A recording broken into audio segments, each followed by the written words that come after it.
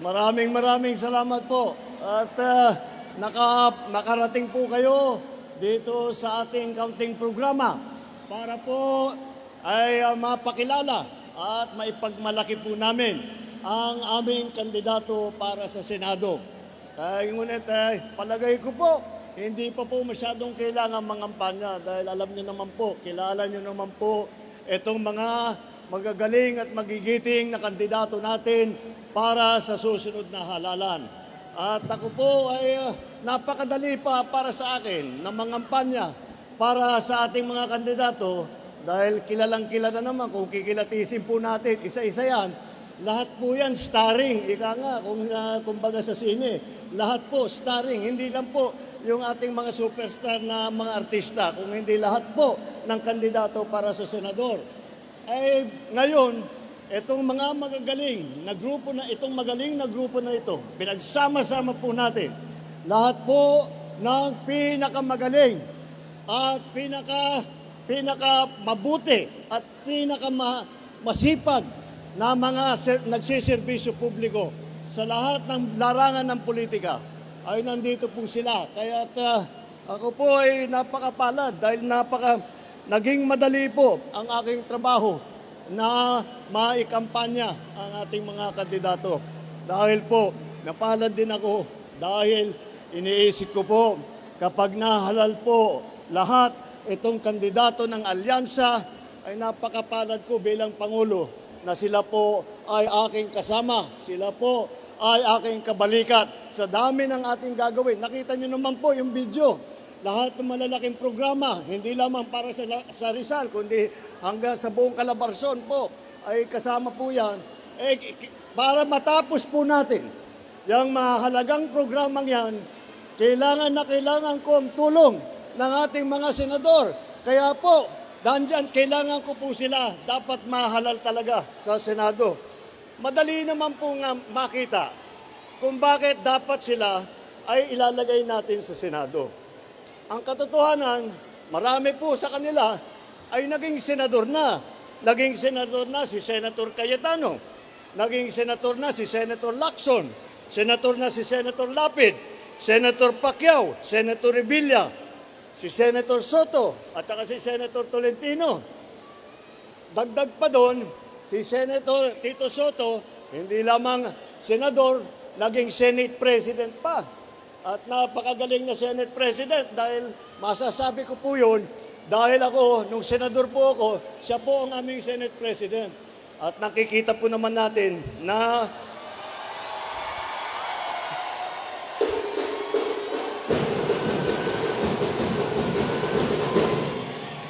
makikita po natin na napakagaling niyang humawak ng mga 24 na senador na nagtatalo, na nagdidebate, ay lagi niyang nakahanapan ng paraan upang kami magkasundo at maituloy namin ang trabaho na ibinigay ninyo sa amin nung kami ay nasa Senado. Kaya po, wala na pong, sanay na po sila gumawa ng batas. Alam na po nila ang patakbo sa Senado. Alam na po nila kung sino ang kailangan kausapin. Alam na po nila kung paano pabilisin ang trabaho ng gobyerno. Ang kalahati naman po ng ating slate dito ay dumaan na po sa mababang kapulungan sa House of Representatives. Naging congressman po. Naging congressman po si Congressman Abalos. Naging congressman po Congressman Binay, Congressman Cayetano, Congressman Pacquiao, Congressman Tulfo, Congressman Villar. Kaya po, pag pinagsama-sama naman po ninyo, ay palagay ko, ako nga lagi kong iniisip, kung ako naging kandidato bilang senador at hindi ako kasama sa grupong ito, ay baka magdalawang isip ako na lalabanan ko itong mga ito, mahirap talunin itong mga ito dahil sila po ay talaga piling-pili, sila po talaga ay may mahabang record sa pagtulong sa taong bayan.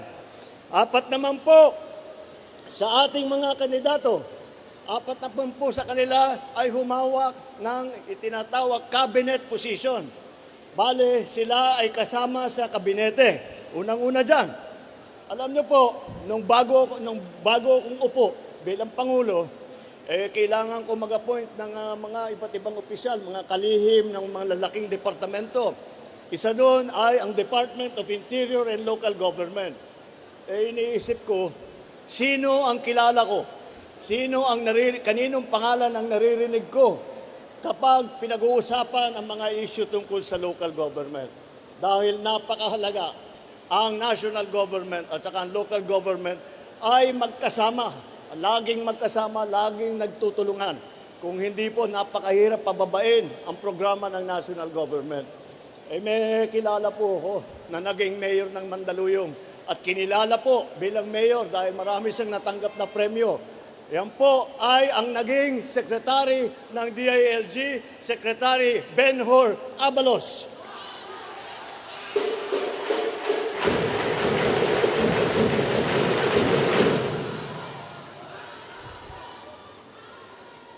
Si Senator Tolentino naman, si Tol, siya po ay, bago po siya naging senador, siya ay nasa MMDA, Metro Manila Development Authority po. Napakahirap na problema, napakahirap na trabaho po yan. Dahil siya, lahat po ng proyekto ng MMDA, nakasakop po lahat ng bayan, lahat ng lungsod ng Metro Manila. Kaya kailangan niya i-coordinate lahat po yan. Ngunit, kayang-kaya niyang ginawa. At nakita naman natin maraming pagbabago ang nangyari nung siya ay namumuno ng MMDA, si Senator Tol Tolentino.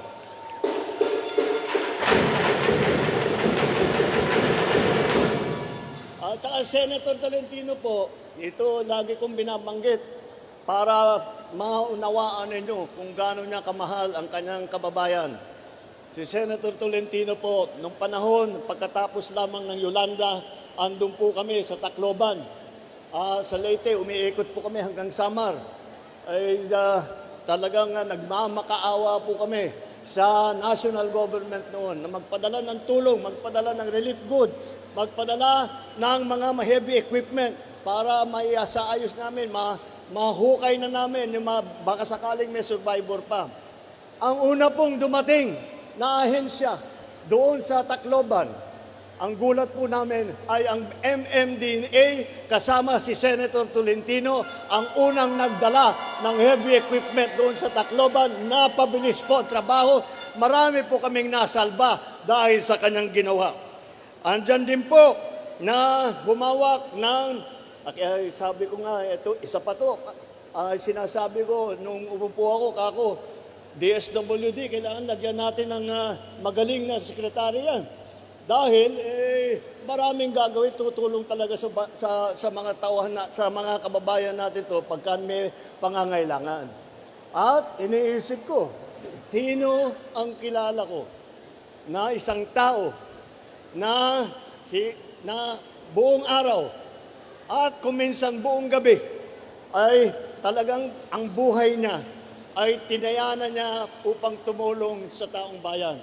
At sino ba ay yun lamang na isang tao na yan lamang ang iniisip kung paano tulungan, lalo na hindi yung mga mayayaman, hindi yung mga sikat, kung hindi yung mga maliliit, yung mga mahihirap, yung mga nangangailangan ng tulong. At sino pa at kundi si Secretary Erwin Tulfo ng Department of Social Welfare Development.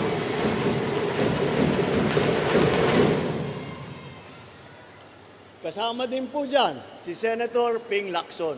Si Senator Ping Lacson po ay naging Presidential Assistant for Rehabilitation and Recovery.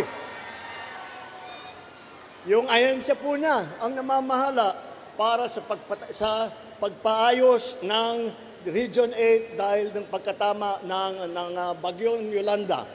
At dinala po niya lahat ng kanyang galing, lahat ng kanyang kakayahan upang magpatayo ng bahay, upang maglagay ng mga water system, upang ayusin ang mga nasira para tulungan ang mga nasalanta, para matulungan ang mga biktima ng Yolanda. Yan po ay ang kanyang ginawa, kundi po sa kanya, hindi po nakarecover yung aming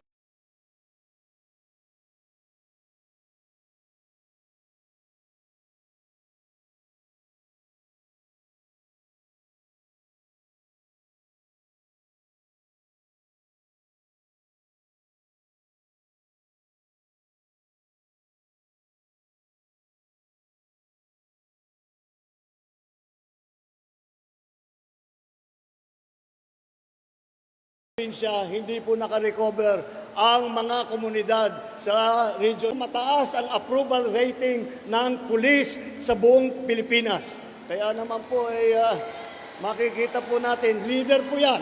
Talagang marunong humawak ng tao, marunong gumawa ng trabaho at masalimuot po yung trabaho at masalimuot po yung problem, ang trabaho ng Chief PNP.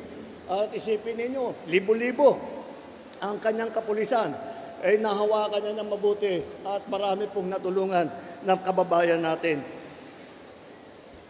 Alam nila po ang trabaho ng gobyerno. Alam po nila kung ano ang pangangailangan ng taong bayan. Hindi na po sila, pagkaupo po nila, hindi mo na masasabi, naku, mag-aaral pa yan, magtatanong-tanong pa yan. Hindi na po. Mula sa unang oras ng unang araw ng kanilang pag-upo bilang senador, asahan po ninyo sila ay nandyan na, ginagawa na po ang trabaho ng senador, ginagawa na po, nakikinig na po sa mga hinain ng ating mga kababayan at binibigyan po ng solusyon. Lahat po na yan. Ilan naman sila sa kanila, meron din po rin tayo na mga naging gobernador. Naging gobernador din po ng probinsya ng Pampanga. Baka kilala niyo ito. Ang probinsya ng Pampanga naging gobernador.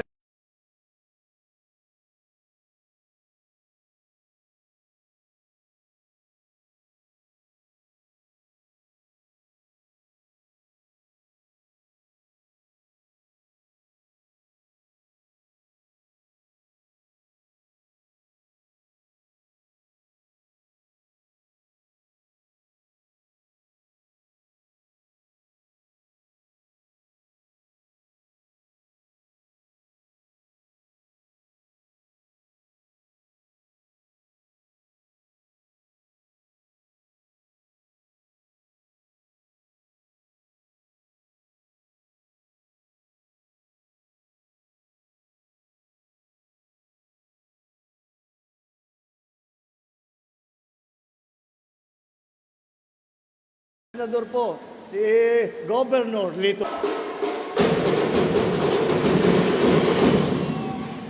May isa pa po na naging gobernador po ng isang malaking lalawigan. At baka alam niyo po kung sino sa ating mga kandidato ay dati ay naging gobernador ng lalawigan ng Cavite. Palamukang alam ninyo. Ayan po, alam na po ninyo. Yung ating kinahahangaan na alam nyo, ang pagkakilala nyo po sa kanya ay bilang artista, action star. Ngunit, tahimik lang po. Hindi lang po yun ang kanyang ginagawa. Tahimik lang po. Tahimik lang pong nagtatrabaho. Nung siya'y nasa Senado, magkasama din po kami. At nakikita ko naman, seryosong-seryoso siya sa trabaho.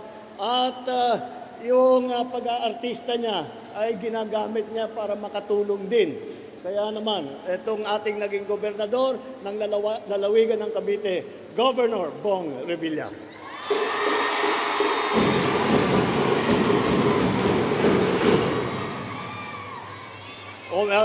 Meron na tayong gobernador. Meron din tayo city mayor na kasama rito sa line-up ng alyansa para sa Senado. Ang naging city mayor po, nabanggit ko na po, si Mayor Benhur Abalos po ng Mandaluyong.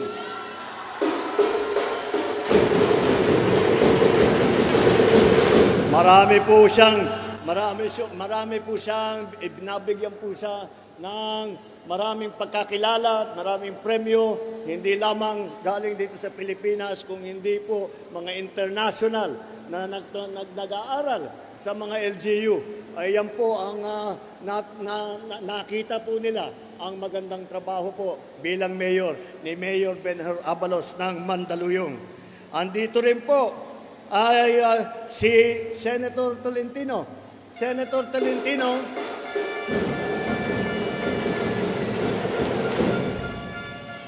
si Senator Tolentino, baka hindi nyo rin alam dahil alam nyo kung minsan, sinasabi ko sa ating utol, ay sinasabi ko sa kanya, dapat pag malaki mo yung mga ginagawa mo, ibalita mo sa tao. Ay napakatahimik po. Kaya siguro hindi nyo alam. Siya din po ay naging mayor ng lungsod ng Tagaytay. The mayor, kaya kabisado niyo po ang LGU. At baka alam nyo na rin ito. Alin sa lahat ng lungsod ng Pilipinas ang pinakamayaman? Alam nila, Makati. At sino ang mayor ng Makati? Ayan po, andyan po ang ating kaibigan, si Mayor Abby Binay.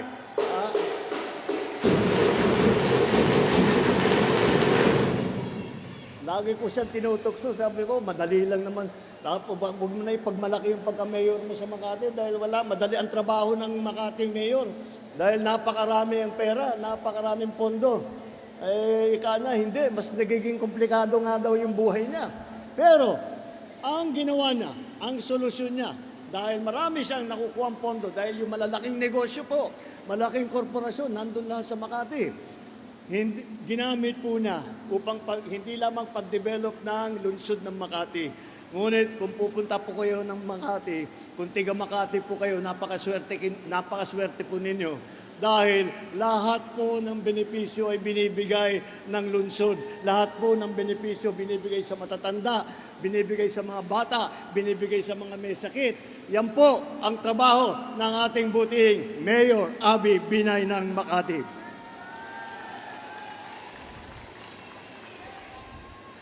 At di po natin kinakalimutan ang boses ng ating kababaihan.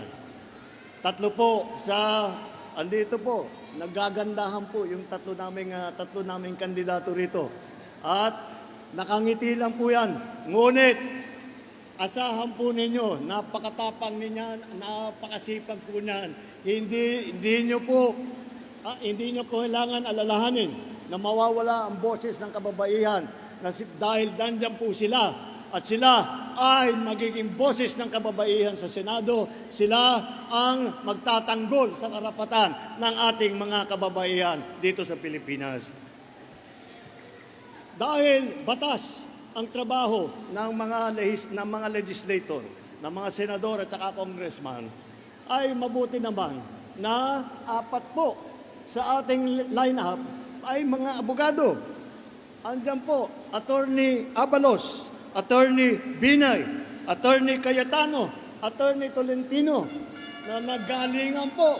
Alam niyo po, sa galing po nila na abogado, lagi kong sinasabi, kung wala silang pagmamahal sa bayan, kung wala silang pagmamahal sa kanilang kababayan, ay nagpayaman na lang po sila at nagtrabaho na lang po siguro. Ngunit, hindi po yun ang pinili nilang buhay.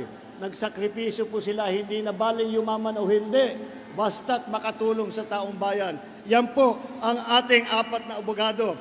At nandyan po sila na handa na magserbisyo muli. At kung titignan po natin, baka akalain po ninyo, dito lang galing sa Luzon, sa Maynila lang, ang ating mga kandidato. Hindi po naman totoo yun.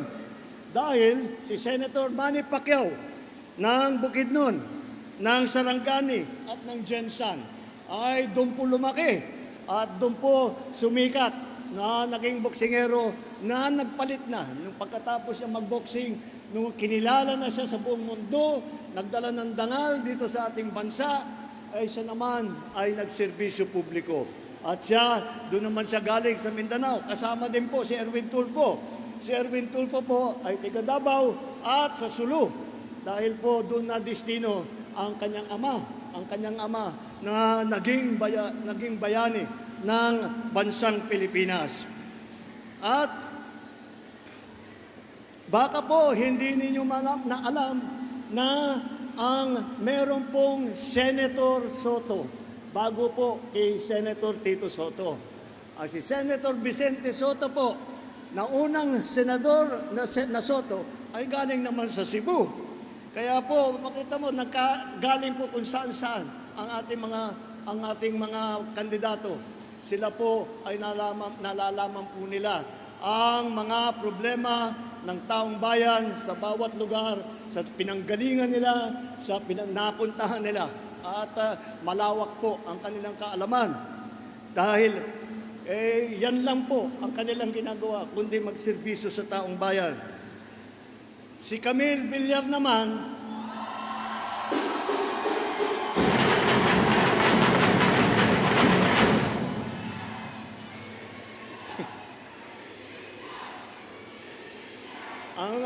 si Camille naman, ngayon nasa Las Piñas na po sila nakatira. Ngunit po, ang mga ninuno nila ay mga Ilonggo po.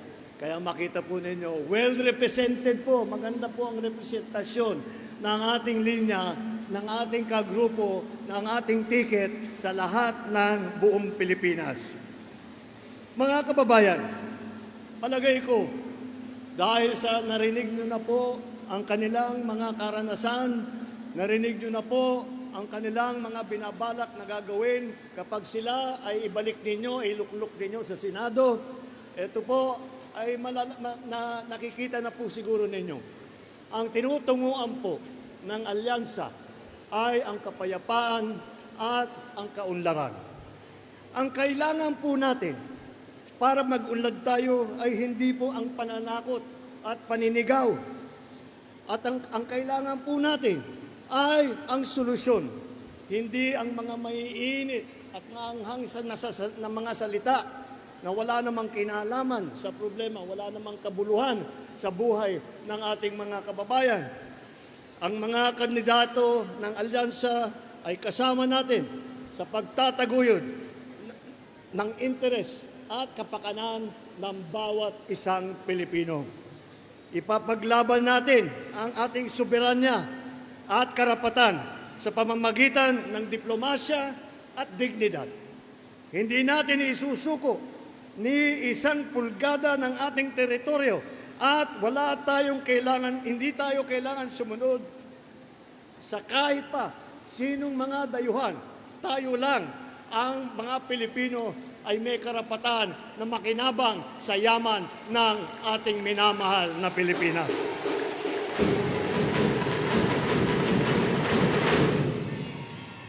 Sa laban naman kontra sa krimen at sa droga, wala po sa amin ang naniniwala na kailangan pong pumatay ng libo-libo na Pilipino para lutasin ang problema na yan. Ang kailangan po ay dapat po tulungan po natin ang ating mga kapulisan, suportahan po natin ang ating mga LGU. Yan po ang solusyon. Hindi ang kaharasan na nakita natin na dapat wag natin uulitin. At hindi naman kailangan gawin, may paraan po para matuklasan natin o mabigyan natin ng solusyon ang problema sa kontradroga, ang problema sa krimen. Yan po ay aming paniniwala, yan po ang aming ipaglalaban. May tamang paraan para tiyakin ang kapayapaan. Yan po ay tuluyang pagsuporta sa ating mga kababayan, sa ating mga law enforcement, sa ating mga sundalo, sa ating po lahat po na nagsiservisyo sa tao. Sa pagdating naman po ng ekonomiya, huwag na po tayong babalik dyan sa mga illegal na negosyo kagaya na po ng Pogo. Nakita naman po ninyo nangyari. Yung mga Pogo na yan ang naging pugad ng kaharasan, naging pugad ng krimen. Kaya binan na po natin yan, ay hindi po yan ang solusyon para sa trabaho, para sa taong bayan. Ang solusyon po ay ang tunay na trabaho, kabuhayan, suporta sa maliliit at sa mga nangangailangan. Kaya po, nakilala niyo na po, nakita niyo na po ang aming ipinaglalaban. Narinig niyo na po ang aming panindigan. Narinig niyo na po kung ano ang aming balak gawin kapag sila ay nandyan na sa Senado ang iisa lamang na aming iisipin kung paano tulungan ang taong bayan, kung paano pagandahin ang Pilipinas, kung paano pagandahin ang buhay ng bawat Pilipino, ng bawat pamilyang Pilipino. Yan po ang aming layunin. Yan po ang aming ipaglalaban.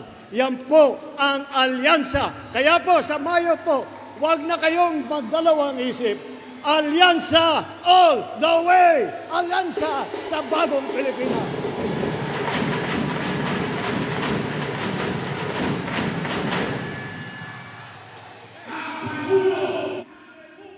Pilipinas, Ferdinand R. Marcos Jr. Isang masigabong palakpakan para sa alyansa para sa bagong Pilipinas!